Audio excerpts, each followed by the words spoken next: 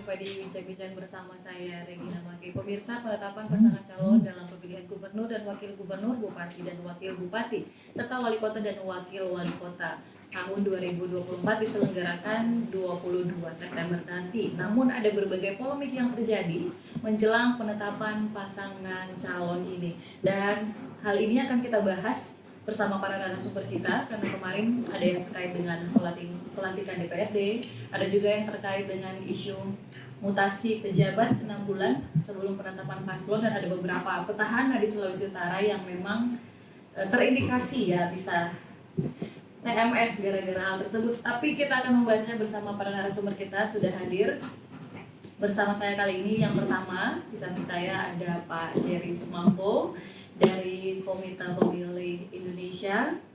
Di samping Pak Jerry ada Pak Jojo Rohi, Wakil Sekjen Komite Independen Pemantau Pemilu Indonesia. Ini jauh-jauh dari Surabaya ya? Jakarta. Oh, Jakarta, oke. Orang Surabaya yang Jakarta. Orang Surabaya tapi sudah tinggal di Jakarta. Dan yang paling ujung ada Pak Haryanto selaku Ketua LSM Rako atau Rakyat Anti Korupsi Sulawesi Utara. Oke, langsung saja saya ingin menyapa bapak-bapak sekalian, semoga dalam keadaan sehat semua. Dan sehat. Ya, kita langsung ke topik ini menjelang penetapan pasangan calon ya. Ini ada beberapa isu yang menarik ya yang kita highlight.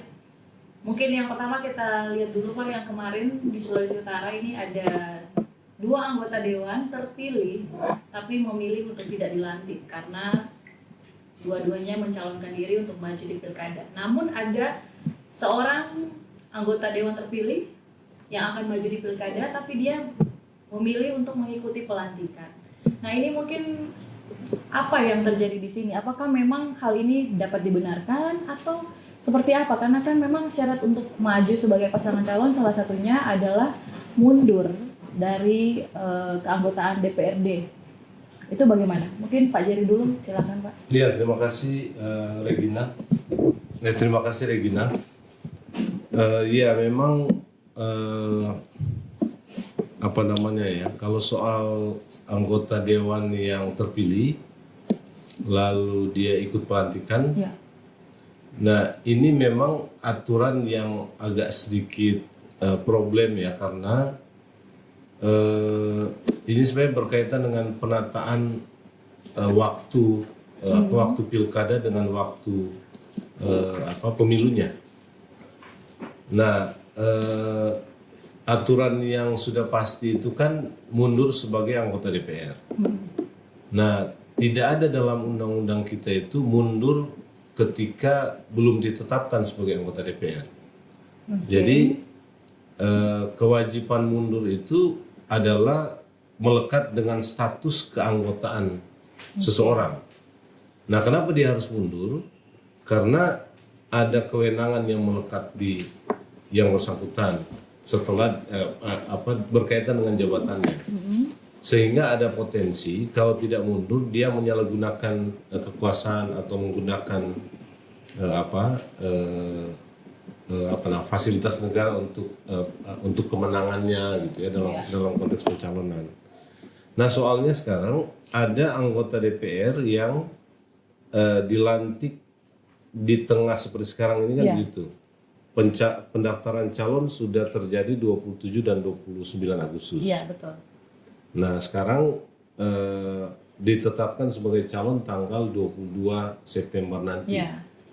Di antaranya ada pelantikan. Di antaranya ada pelantikan. Iya, di Sulawesi Utara ada satu yang ikut pelantikan, Pak. Ada beberapa sebetulnya, tidak hanya yang di Tondano, di Minahasa, tapi ada juga yang di Kota Mobagu kalau nggak salah. Jadi ini ada mungkin bisa lebih dari 2. Nanti kita cek datanya ya. Nah, tapi sekarang begini, ketika dia mendaftar sebagai calon, dia melampirkan surat permohonan, surat pengunduran diri sebagai anggota DPR. Kalau dia anggota DPR, jadi dan surat itu dia dapat dia buat sendiri lalu dia ajukan ke DPR itu memberi tanda terima ke dia bahwa dia sudah diterima pengunduran dirinya. Mungkin itu yang dilakukan Melki dengan Yusra. Yusra ini di PKB di Bolang Mongondo ya dapilnya. Nah, di samping itu calon kepala daerah yang mencalonkan diri itu mengajukan surat pernyataan pengunduran diri. Jadi surat pernyataan pengunduran diri ini itu diajukan ke partai. Lalu jadi partai ini yang kasih, membuat mereka merasa aneh, belum dilantik sudah minta mundur. betul. Jadi itu yang Jadi membuat belum dilantik sudah minta dimundurkan. Jadi ada keterbatasan regulasi sebetulnya di situ. Dia ajukan ke partai, lalu partai kasih surat keterangan. Karena dia mau ajukan pengunduran diri kemana? Belum ada lembaga yang mengikat jabatannya. Karena ini masih dia sudah terpilih tapi belum dilantik. Selama belum dilantik kan belum melekat itu kewenangan dan jabatannya kan gitu. Nah, sebetulnya di sini ada ruang kosong dari sisi hukum. Nah, tetapi kalau tanya saya, ya calon-calon ikut aturan aja. ikut aturan yang seperti apa, Ya, Pak? KPU kan mengatur bahwa orang yang mau mencalonkan diri mesti mundur dari calon terpilih. Nah, ini kan sekarang yang kasus seperti ini, nanti akan ada kasus lagi, beberapa anggota DPR itu mencalonkan diri, tapi terpilih lagi, dia baru dilantik 1 Oktober. Nah, ini juga nanti akan problem sama, kalau dia, sementara dia ditetapkan, kalau dia jadi sebagai calon, dia ditetapkan tanggal 22 September. Kalau dia mau mundur, bagaimana?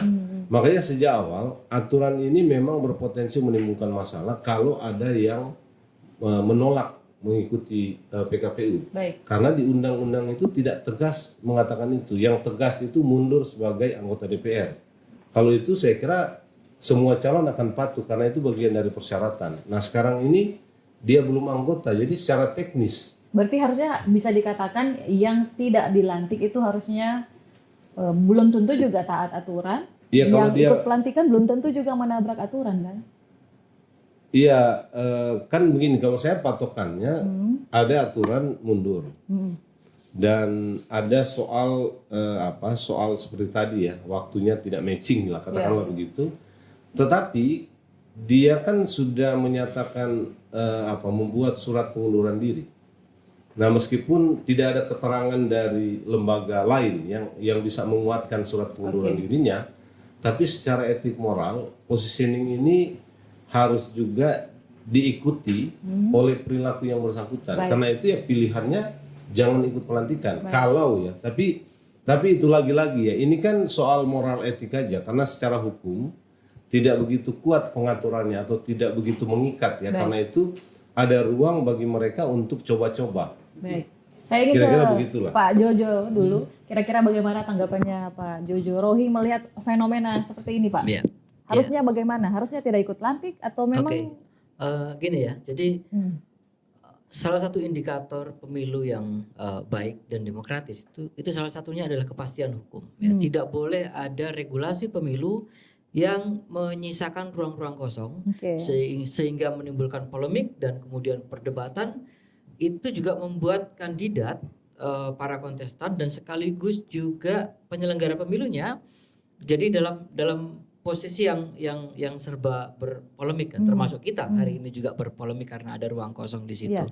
Nah, menurut saya begini, sebaiknya KPU RI mengadakan pertemuan atau semacam RDP begitu dengan si pembuat undang-undangnya, ya dalam hal ini Komisi 2, ya, sehingga dari pertemuan itu mungkin ada semacam quote and quote, ada fatwa begitu dari si pembuat undang-undangnya, sehingga penyelenggara pemilu KPU itu juga bisa mendapatkan sesuatu yang legitimate untuk dia padahal bisa undang-undang ini kan sudah lewat perbincangan yang cukup panjang, pertimbangan segala macam, tapi kenapa masih suka menyisakan ruang-ruang kosong seperti yang dikatakan Pak Jojo tadi? Iya, kemarin saya berjumpa dengan seorang profesor politik ya.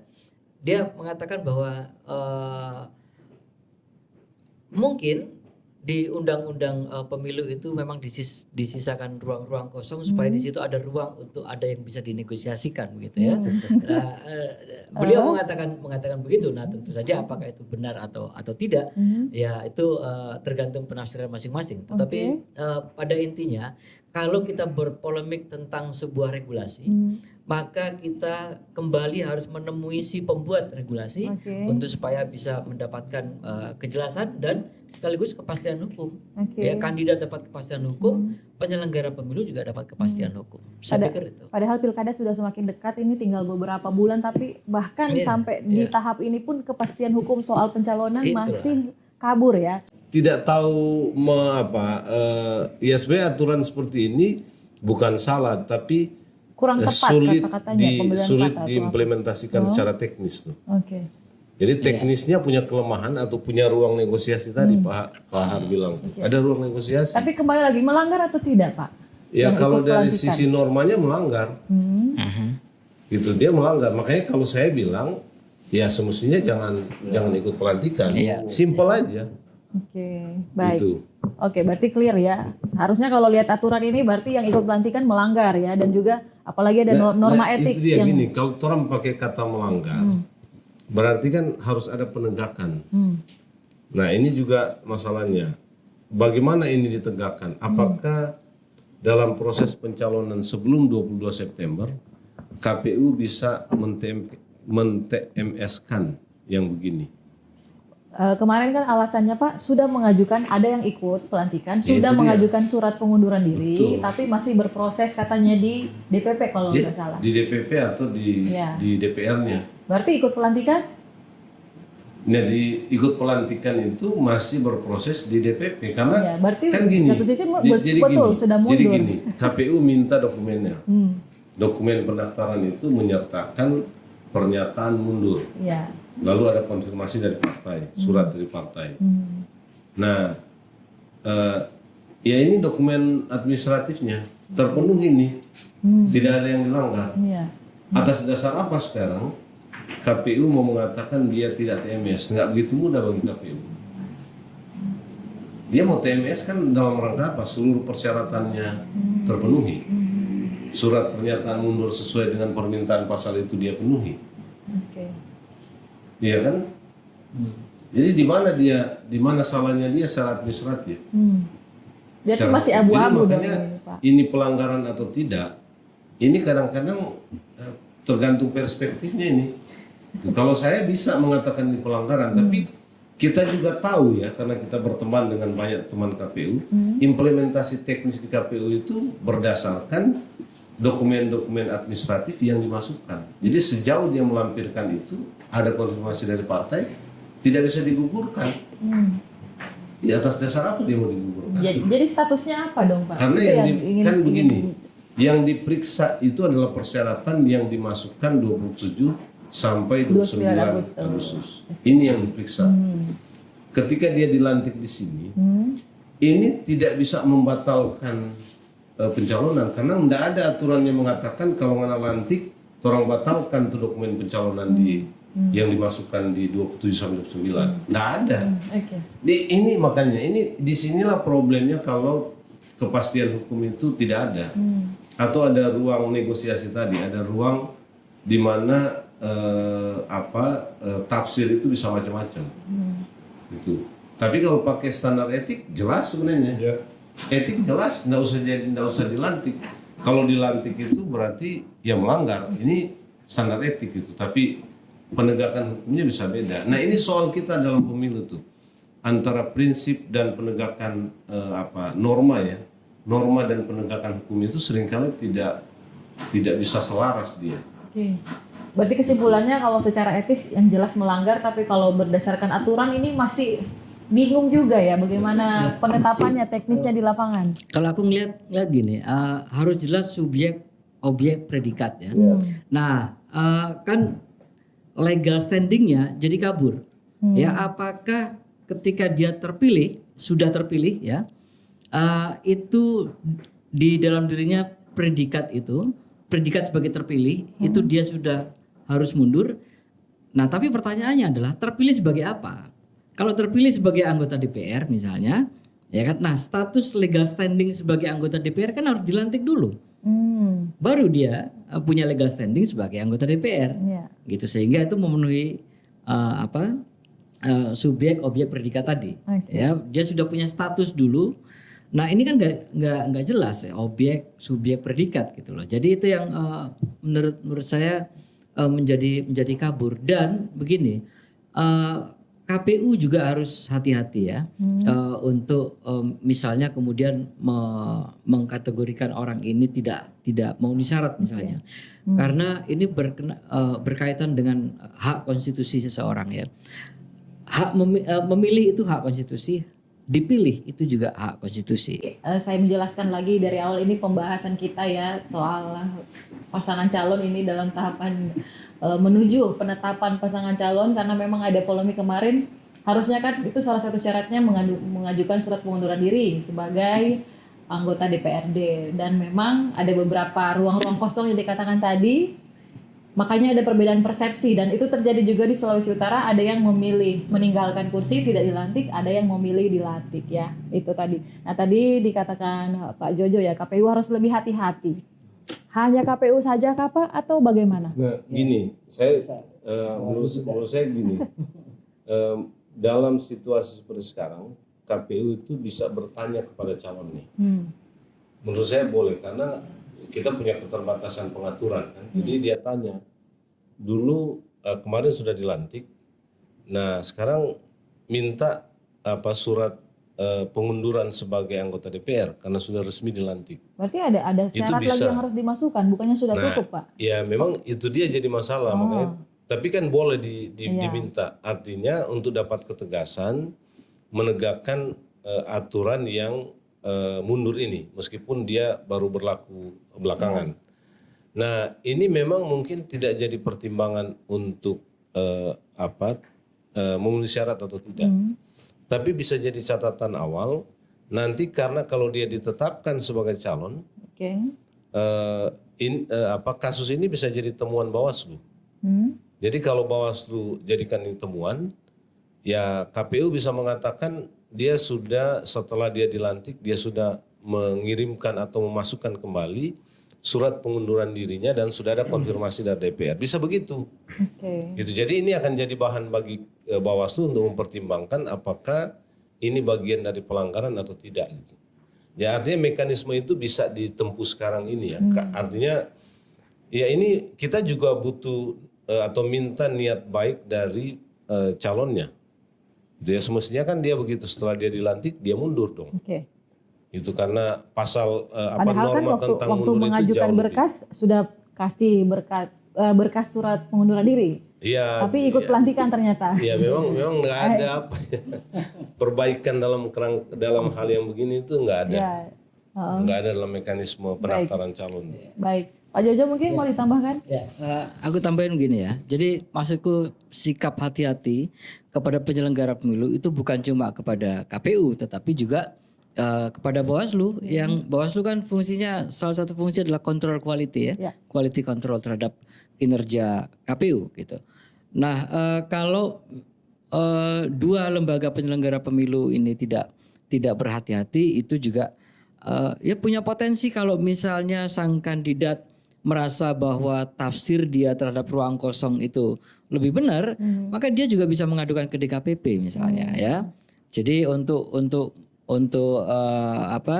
mengusut KPU dan Bawaslu begitu. Jadi ruwet lagi kan? Nah, karena itu maka sebelum kita tidak ingin DKPP terlibat dulu deh di persoalan ini gitu ya. Jadi semakin sedikit DKPP terlibat semakin baik pemilunya gitu. Jadi itu asumsinya harus ke situ. Cara berpikirnya harus ke situ ya. Jadi jangan sampai ya cukup Bawaslu cukup berhenti di meja KPU dan Bawaslu. Jangan sampai ke mejanya di KPP ya. Gitu. Itu menurut saya begitu sih. Oke, baik. Nah, tidak cuma masalah pelantikan, tidak memilih, tidak dilantik dan dilantik ini, ada juga hal yang jadi isu krusial ini terkait menuju tahapan penetapan pasangan calon, yaitu soal mutasi pejabat aparatur sipil negara yang dikatakan memang dilarang ya untuk memutasi atau ASN 6 bulan sebelum penetapan. Nah, di Sulawesi Utara 6 bulan sebelum dan 6 bulan setelah. 6 bulan sebelum dan sesudah. Iya, sebelum dan sesudah. Ini untuk menghindari hal-hal yang tidak diinginkan terkait netralitas ASN juga kan. Nah, ada beberapa daerah juga Pak ini di Sulawesi Utara yang melantik atau memutasi pejabat itu 22 Maret. Nah itu bagaimana? Saya mulai dari Pak Herianto dulu mungkin. Melihat hal ini Pak, karena ada fenomena menarik. Ada satu daerah misalnya di Kota Bitung, wali kotanya baru 1 periode, harusnya maju ke periode kedua, tapi akhirnya yang maju ini anak dari Pak wali kotanya. Karena memang Bitung juga ada melakukan pelantikan di 22 Maret.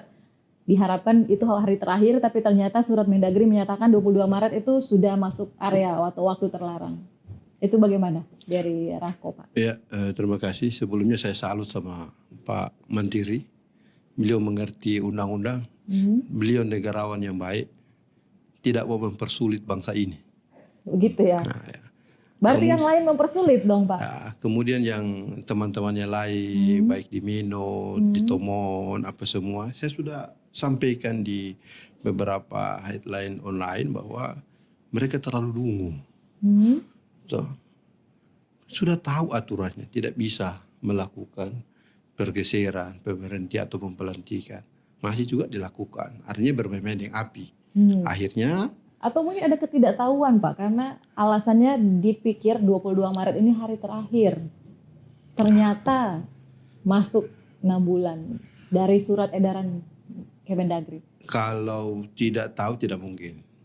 Karena pelantikan itu adalah pertimbangan yang melalui pertimbangan yang panjang, yaitu melalui masukan-masukan yang dari berbagai pihak. Toh, jadi kalau asasnya sampai dibilang karena ketidaktahuan, ya itu suatu hal yang sangat itu. Barangkali ya beliau-beliau ini mesti banyak belajar dengan masa-masa lalu. Ada di beberapa lokasi, ada beberapa daerah itu kan kemarin sama case-nya seperti ini. Akhirnya apa? Tidak dilanjutkan dengan pelantikan, walaupun sudah menang. Ya toh? Jadi ini bukan case yang baru, ini sudah lama, sudah ada kejadian di beberapa tempat. Kenapa sampai terulang? Itu masalahnya. Banyak lagi. Ada di indikasinya, ada di Tomohon, di Minahasa Utara, ada lagi di Bolmuka di mana? Iya. Ya, itu banyak lagi. Jadi ini merupakan bentuk keprihatinan kita. Kenapa di saat-saat seperti ini, di saat-saat ini informasi yang sangat gampang diperoleh, masih ada yang melakukan blunder. Barangkali itu dulu. Mungkin mereka berpegang teguh bahwa mereka tidak melanggar. Nah, menurut Bapak bagaimana? Ini mereka kan sudah melalui tahapannya. Bukan kali ini yang melalui, bukan baru calon, ini kan sudah lewat kemarin, sudah incumbent toh. Iya. Pasti sudah tahu. Mereka sudah tahu. Karena ini kan sudah incumbent, bukan baru peserta baru ini. Itu sudah tahu risikonya. Ya, masa tidak diingatkan? Itu. Oke. Pak Jerry bagaimana, Pak? Ya, ini saya setuju sebenarnya dengan pikiran Pak Har ya. Maksud saya gini, kenapa sih mutasi itu dilakukan mepet-mepet? Kan boleh dia lakukan mutasi tanggal 17 kah, tanggal 10. Ini tiba-tiba mepet-mepet di situ. Nah, memang Pak Har ada juga masalah dengan surat edaran Mendagrinya. Kalau dulu lebih tegas dia. Jadi dulu itu surat edarannya muncul lebih dulu. Ini Mendagri itu tetapkan atau keluarkan surat 29 Maret. Sementara dia mengatur yang 22 Maret. Itu. Suratnya Jadi mengatur masalah suratnya muncul belakangan. Nah, saya nggak tahu ya apakah gara-gara itu pengajuan, kalau kita ambil contoh misalnya Minahasa Utara atau Mohon ya, itu kan lalu wali kota dan bupatinya mengajukan surat permohonan izin lah ke Mendagri dan surat itu dikeluarkan. Itu. Jadi memang aturan pasal 71 itu kan memang begitu, 6 bulan sebelumnya dengan 6 bulan setelah penetapan itu bisa terjadi kalau ada surat izin dari Mendagri. Ya. Nah, dua kabarnya ya, kita juga belum tahu kabarnya, dua daerah ini atau dua incumbent daerah ini mengajukan surat permohonan izin ke Kementerian Dalam Negeri dan surat itu keluar. Nah, Tapi sudah jadi saya nggak tahu dilantik kenapa. dulu, Pak. Tapi sudah terjadi dulu. Sudah terjadi, Sudah terjadi dulu. dibatalkan, kemudian Iya. dilantik lagi dengan surat Ya, izin. ada problem memang. Kalau saya melihat problemnya di soal keluarnya suratnya Mendagri, karena ketika dia keluar belakangan ada ruang politik lagi Pak terbuka ini. Itu kenapa dikeluarkan belakangan sementara sudah ada yang melakukan pelantikan tanggal 22. Itu kan artinya ya kalau dia mending dia nak keluarkan surat ini biar nanti ada debat atau diskusi yang bisa dibawa ke pengadilan untuk memutus apakah 22 ini masih boleh atau tidak. Itu, tapi kan nggak adil juga ketika Mendagri keluarkan 29 sementara dia kunci di 22. Nah, Suratnya terlambat. iya, kita berpikir malah nggak usah keluar surat lagi supaya ini jadi objek gugatan, nanti ada pihak lain yang menentukan, gitu. Karena bagaimana orang sebaking salah, waktu orang baking salah, orang merasa nggak salah, tiba-tiba 1 minggu kemudian Dinyatakan jadi salah bersalah. gara-gara ada surat ini. Ya, Jadi itu juga. saya ingin sambung tadi Pak Jerry. Pak Ya, Jerry, ya. begini Pak Jerry. Setelah berdasarkan analisa penelitian dari tim hukum Rako, toh, mempelajari SK Bupati Minut, SK nomor 821 yang dikeluarkan tanggal 22 Maret 2024. Di situ di konsiderannya menimbang bla bla bla bla bla, tidak ada poin yang menyampaikan bahwa ada pertimbangan izin dari Kemendagri. Itu clear. Artinya belum ada izinnya? Belum. Itu Sudah. tidak ada dong. Oh tidak ada. Jadi Tidak ada. pada saat pelantikan Belum ada. tanggal 22 itu yang sah itu dibacakan itu kan konsiderannya. Toh? Upacara lagu Indonesia Raya. Ini resmi ya. Prosesi resmi dibacakan konsideran bla bla bla bla. Tidak dibacakan Dalam pertimbangannya dalam pertimbangannya surat Mendagri. pemberian izin Mendagri. Memang waktu itu belum ada. Artinya waktu itu Oke, belum ada. ini kita apa namanya? Bukan dulu lompat ke belakang. Ini awal dulu ini. Oke. Supaya kita dapat waktunya. Nah, dari disitulah potensi terjadi perbuatan melawan hukum. Toh, undang-undang pemilu. Ya. Undang-undang pemilu. Sekarang tiba-tiba ada surat Mendagri. Izin ya. Surat izin surat persetujuan bukan izin. Persetujuan. Dasar dari persetujuan itu apa? Tentu permohonan. Toh, masa secara logika you lantik dulu baru bermohon. Itu mengangkangin enggak itu?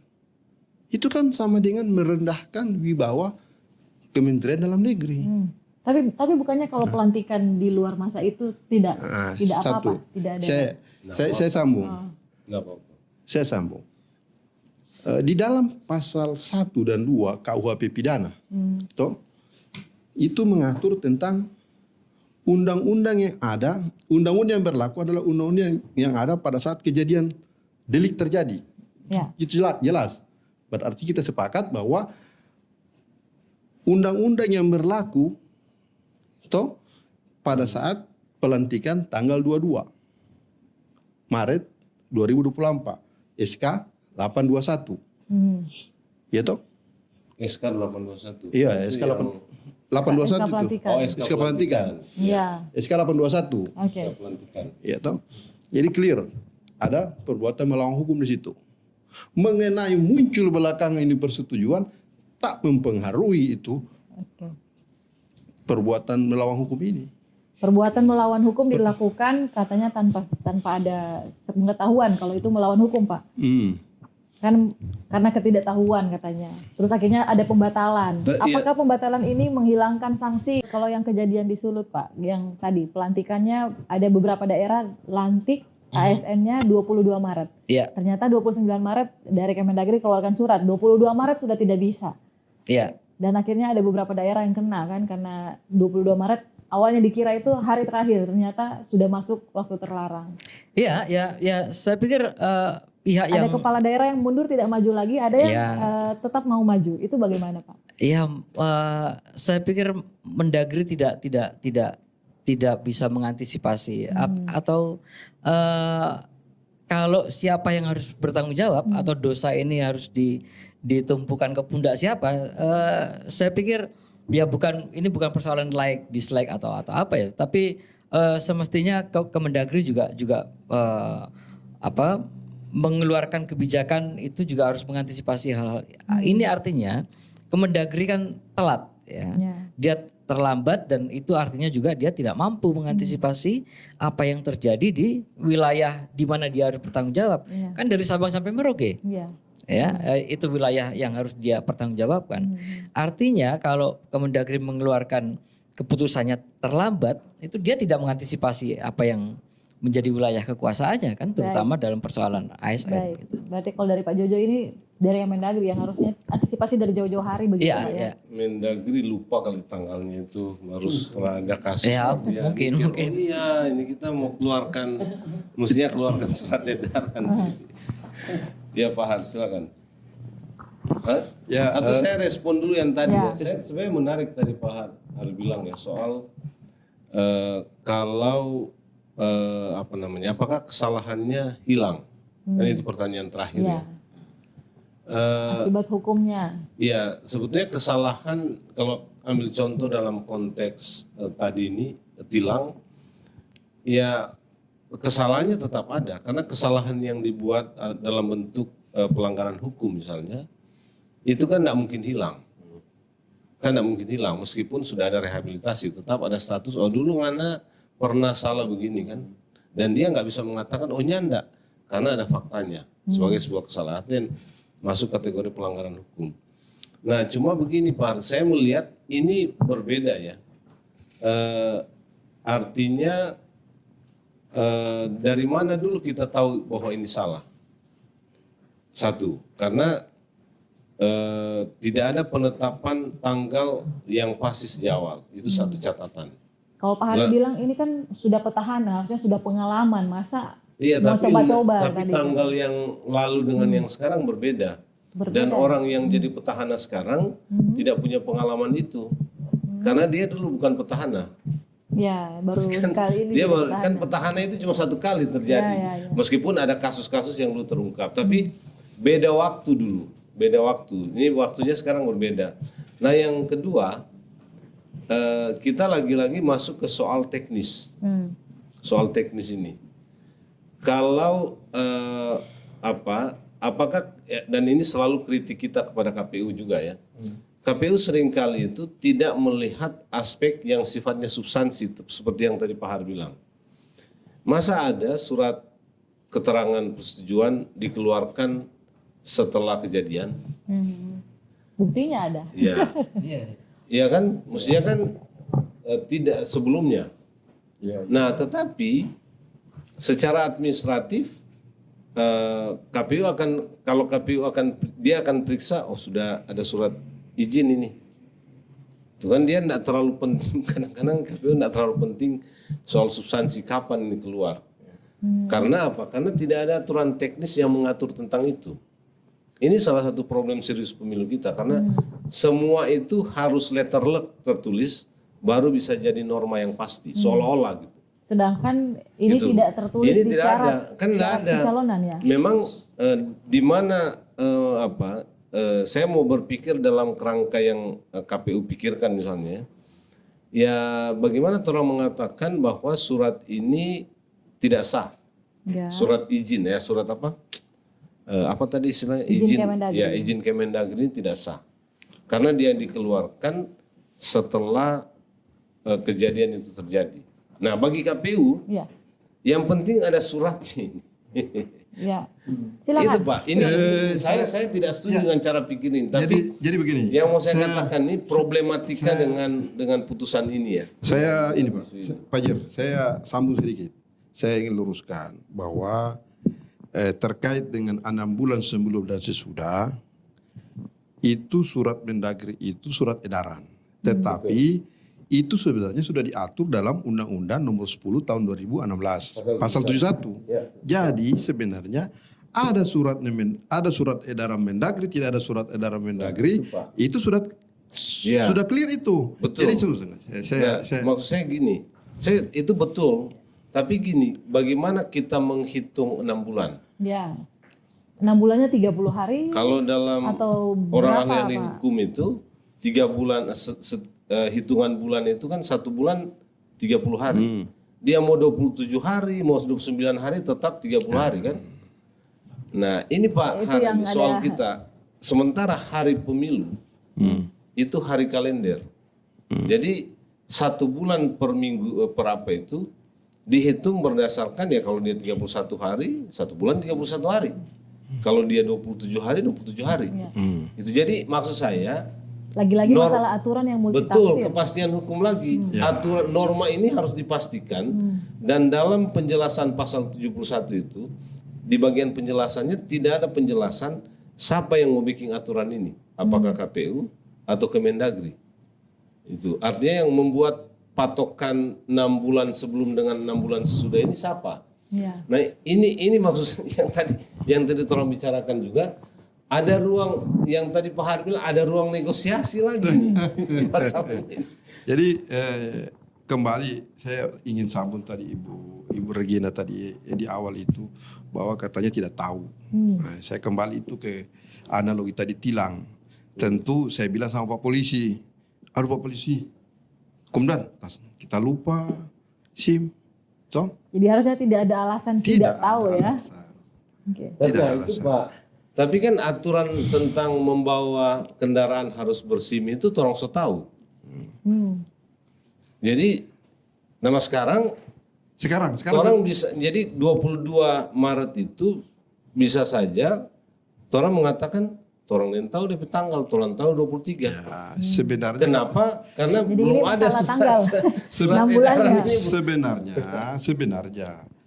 sebenarnya kalau tidak ada risiko, Ya itu kalau, Kalau- itu kalau- saya setuju seminggu sebelumnya, kalau- sebulan sebelum. kalau tidak mau risiko, tidak mau risiko, Pak Bupati itu minta panggil KPU, minta pertimbangan, saya mau rolling, nabrak enggak? Ya toh, kalau tidak mau, Tanggal segini. ya, Tanggal jadi segini. ya artinya diskusi dulu, Ya, diskusi. Kalau yang paling Masalahnya aman ya mungkin- 1 minggu sebelumnya, Ya. 1 bulan sebelumnya. Ya masalahnya mungkin bukan karena KPU kan. Ngapain kalau- bikin mepet-mepet di Ya, harinya kan gitu. jadi ini juga pada kesempatan ini saya mau sampaikan kepada teman-teman KPU bahwa KPU Manado, KPU Kabupaten Kota maupun KPU Provinsi jangan main-main urusan ini. Ya. LSM Rapo kawal ini.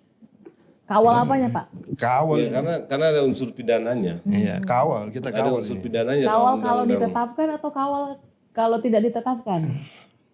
Kalau tidak ada penegakan hukum terkait ini secara clear, Ininya apa Pak? Mungkin dijelaskan ke pemirsa.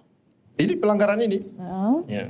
Pelanggaran Undang-Undang Nomor 10 ini. Yang sudah diinventarisir Nah, Rako di daerah mana Pak? Sekarang Ada 3 ini daerah yang sementara kita pantau.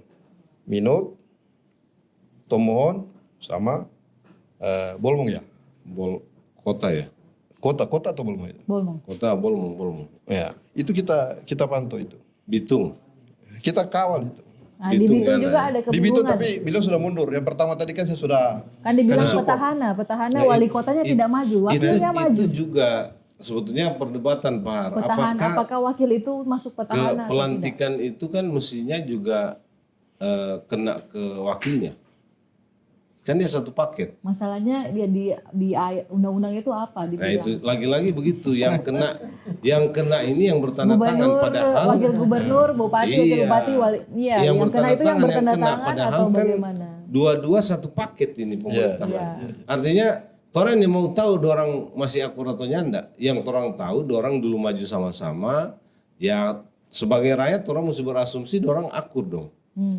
Karena itu Nggak kalau di ada aturannya kan, Pak? kalau ada mutasi pejabat, jangan wakilnya seolah-olah cuci tangan. Aduh, kita yang tahu itu. Loh, mana mungkin yang tahu orang wakil kok bagaimana?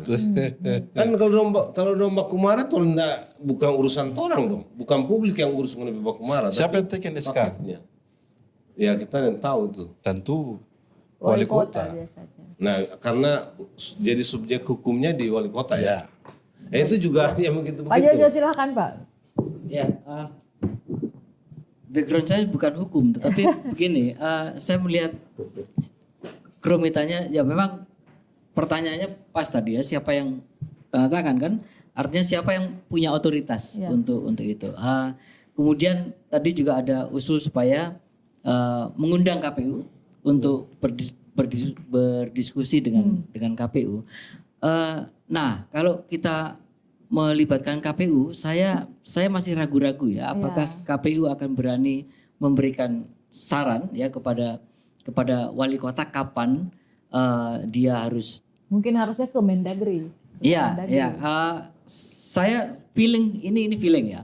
Feeling saya KPU tidak akan berani memberikan fatwa ya kepada wali kota karena atau bupati karena KPU sendiri juga mungkin beda penafsiran ya soal hari misalnya ya kapan menentukan hari dan tanggal itu. Nah karena itu kalau mengajak KPU kemudian untuk berkonsultasi kepada KPU, feeling saya KPU juga nggak akan berani ya. Oke. Memunculkan tanggal. Iya memunculkan tanggal begitu karena kalau salah moncong meriamnya ke KPU. Iya. Nah, gitu itu. Baik. Maksud saya tadi bukan fatwa tapi komunikasi. Batanya. Komunikasi batanya. Konsultasi ya, Konsultasi. Kira-kira kalau tanggal ini ada potensi melanggar tidak? Ya, jadi ada taksiran lah. Oh jangan 22 lah, terlalu mepet-mepet bikin sebelumnya. Karena memang seperti Jojo bilang tadi ya, KPU kalau tiba-tiba sebut tanggal, baru tiba-tiba Mendagri keluarkan tanggal yang berbeda. Ini kan makin kacau nih cerita. Makin kacau nih cerita. Jadi konsultasi aja. Salah. Baik. Informal yang tidak. Tapi kan kadang Pak Har ini informal itu mengikat karena orang calon-calon ini catat loh. Ngoni bilang dulu begitu, tiba-tiba kok sekarang lain. Inilah kalau kepastian hukumnya ini problem nih. Sayang sekali karena waktu kita sangat terbatas. Mungkin saya ingin dengar closing statement ya, kesimpulan penutup dari masing-masing narasumber. Di tengah kebingungan multitafsir undang-undang dan penetapan sudah makin dekat, pilkada sudah makin dekat, apa yang harus dilakukan dan ada saran mungkin untuk penyelenggara pemilu, silakan Pak. Ya kita sih susah memberi saran ya karena ini sudah soal teknis ya. Tapi yang perlu dikatakan menurut saya memang kita punya problem ketidakpastian hukum. Ada banyak multitafsir, bahkan ada ruang kosong ya. Jadi di sini menurut saya perlu kebijakan yang atau perlu norma yang lebih tinggi ya. Kita harus masuk ke prinsip etik dan moralnya. Gitu ya, karena hukumnya punya keterbatasan, punya tafsir macam-macam. Ya naik sedikit aja ke soal etik dan moralnya. Dan itu aja yang jadi panduan kita. Itu tidak begitu mudah tentu ya, tapi bagi saya cara melihat seperti itu penting untuk memberi semacam jalan-jalan bagi soal-soal yang mungkin sulit selesaikan dalam konteks mekanisme teknis dan administratif hukum. Baik, berpatokan pada moral dan etika, Pak Herianto dulu silakan. Saya mengajak kepada semua stakeholder, mari kita sukseskan pilkada berkualitas, no hoax, lebih khusus kepada terkait dengan pelanggaran Undang-Undang Nomor 10, saya menyampaikan marilah mengajak menjadi negarawan. Kalau rada-rada susah, jangan dipersulit bangsa ini. Pemilik suara ganti nama. Ya, silakan Pak Jojo. Ya prinsip pemilu itu jurdil ya. Kita ambil kata dealnya itu keadilan. Artinya kita juga harus bersikap adil bukan saja kepada pemilih tetapi juga kepada orang-orang yang akan dipilih ya. Mereka punya hak konstitusi untuk juga dipilih, karena itu setiap pihak termasuk juga segala regulasi yang ada kaitannya dengan pencalonan, saya pikir itu juga harus disikapi dengan adil, karena itu bagian dari prinsip pemilu juga ya, jujur dan adil gitu. Itu yang saya harapkan pilkada dimanapun khususnya Solo juga akan berlangsung dengan jujur dan adil. Oke, Terima baik. kasih. Terima kasih banyak untuk ketiga narasumber yang luar biasa, Pak Jerry, Pak Jojo, dan juga Pak Herianto ya. Tadi Pak Jerry bilang patokan ke moral dan etika, Pak Jojo bilangnya sesuai prinsip pemilu ya, jujur dan adil, mudah-mudahan bisa terwujud. Dan juga kalau Pak Herianto tadi agak tegas ya, ini Rako akan siap menunggu penetapan KPU, akan diawasi. Kalau dari Pak Heri harusnya ganti nama begitu Pak ya. Tapi kayaknya sudah agak susah mau ganti nama sekarang ya. Tinggal mau coret ini, dicoret atau memenuhi syarat atau tidak memenuhi syarat ini kayaknya. Tapi kita tunggu saja kira-kira penetapan paslon 22 September nanti seperti apa. Sampai di sini dulu perjumpaan kita di Bincang-Bincang edisi kali ini. Saya Regina Mangke pamit undur diri. Kawan Wa TV, Torang PTV, sampai jumpa.